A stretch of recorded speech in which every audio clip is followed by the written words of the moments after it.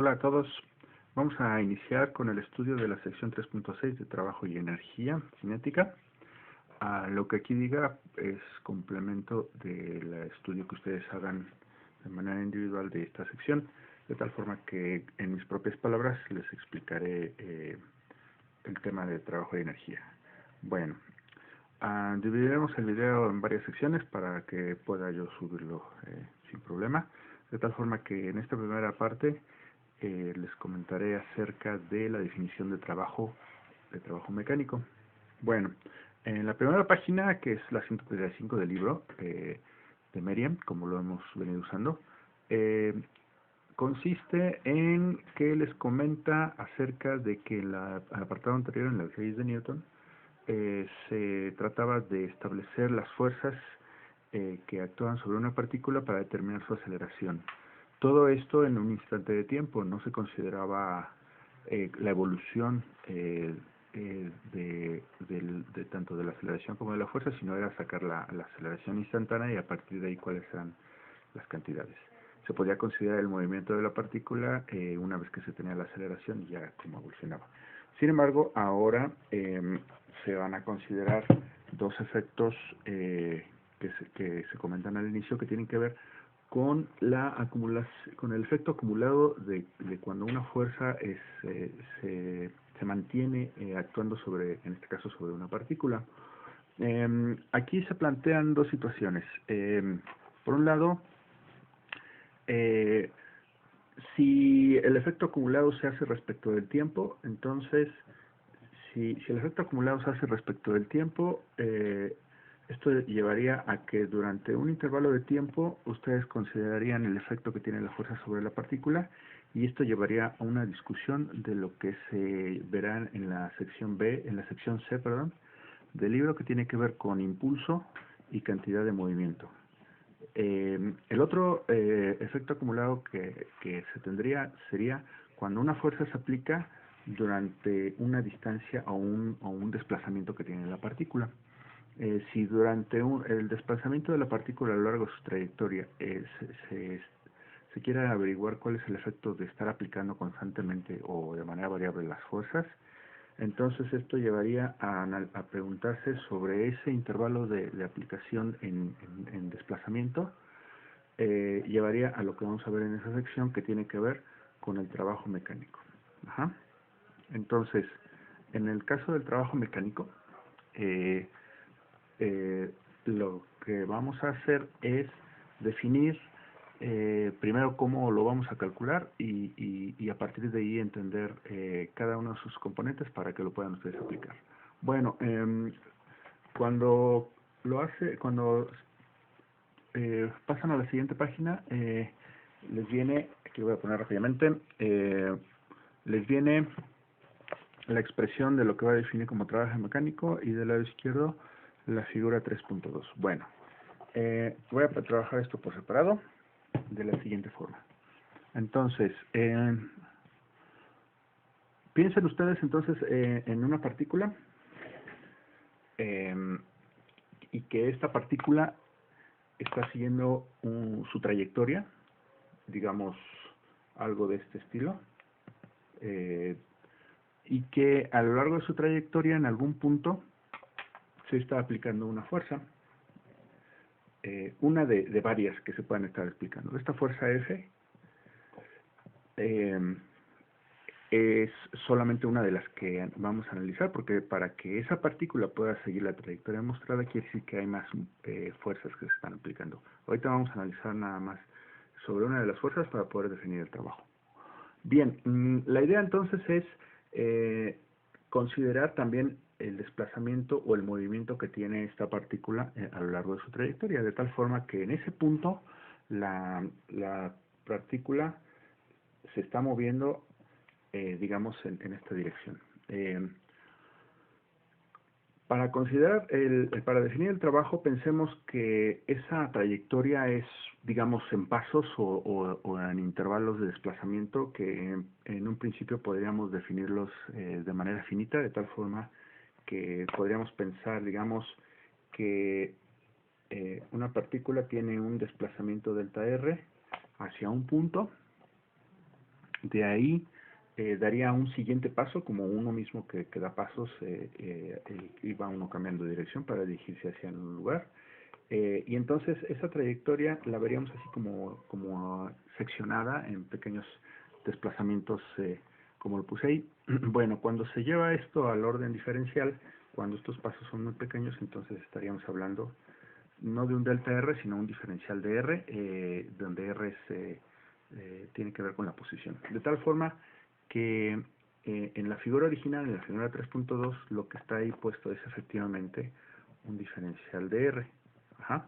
Bien, entonces, mientras la partícula se mueve a lo largo de su trayectoria dando estos pasos diferenciales, la fuerza F se está aplicando, digamos, para esta foto, para este caso que se está mostrando, se está aplicando de esa forma. ¿A qué me refiero? Que digamos que hay un ángulo alfa eh, sobre que hace la fuerza con el desplazamiento que está siguiendo la partícula.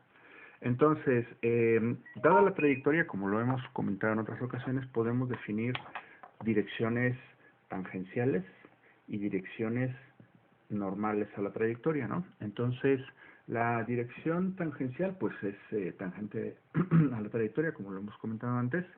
La dirección normal, que sería como perpendicular a la trayectoria.